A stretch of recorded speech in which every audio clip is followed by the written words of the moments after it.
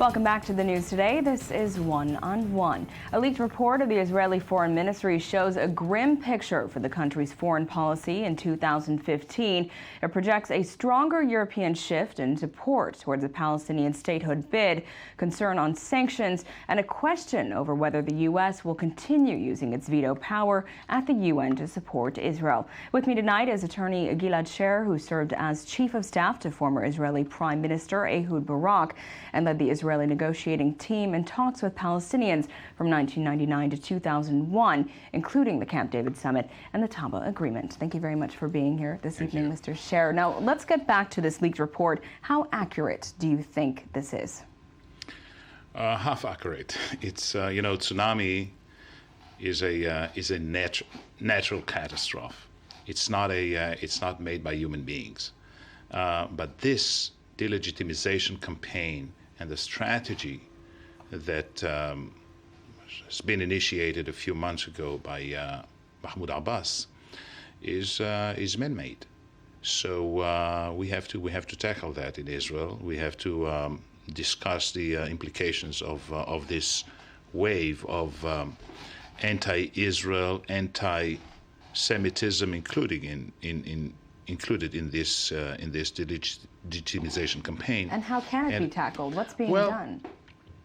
You know, you've got to look at the alternatives. The alternatives are negotiations, a political process that is clear, binding, continuous, and does not infringe with the, I would say, the vision of the two-state solution as the basis for any future for this area. Mm-hmm.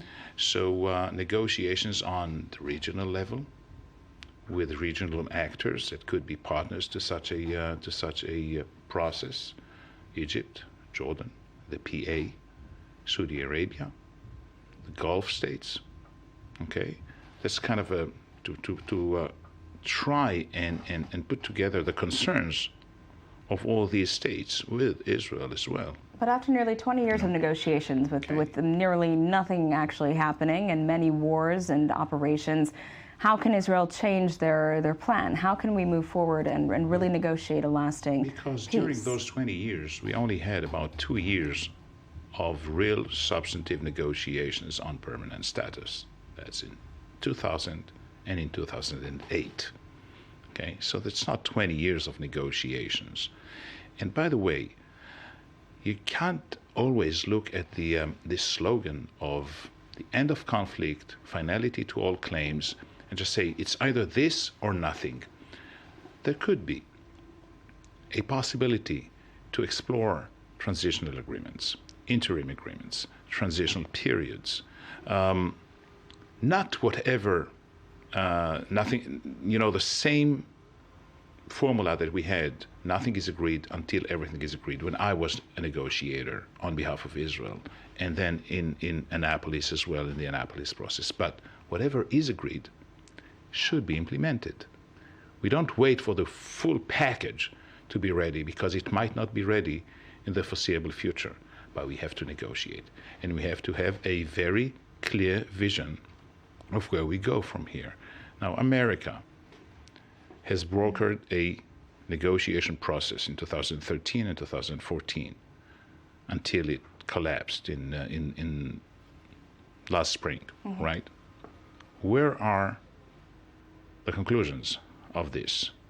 Why hasn't America presented the document that was established during those negotiations, instead of putting a Palestinian, Jordanian unilateral kind of submission to the Security Council of the United Nations?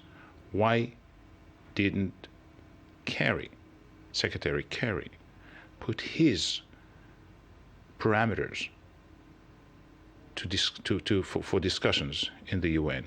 This could have been much more constructive than the Palestinian move.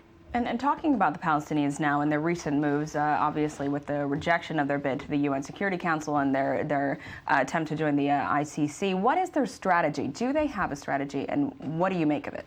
I believe they have a strategy. The strategy looks at various fronts, like media, the legal front, the economic one, and of course the political diplomatic one.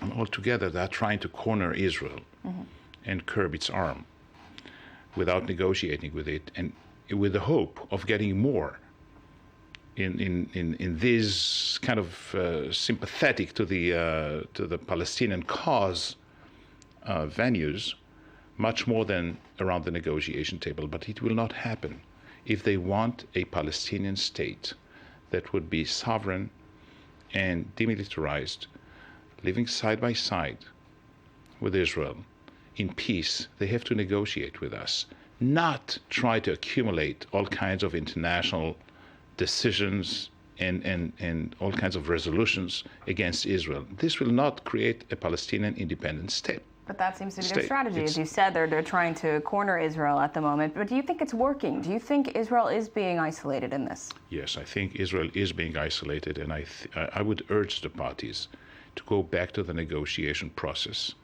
to go back to the roadmap that is still a very good kind of framework for discussions for Israelis and Palestinians, and is a gradual process that could bring us closer to the two-state solution than to the deterioration that we are experiencing now towards the one binational state.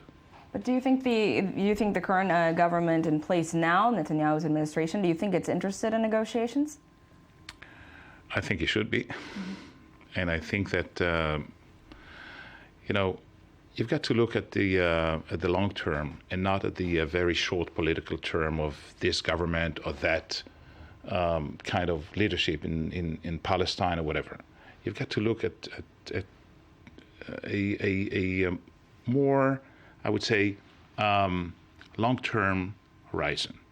If you want to stop the deterioration that would bury the Zionist dream of a national homeland that would be democratic and safe and legitimate for the Jewish people in Israel, you've got to negotiate the two-state solution.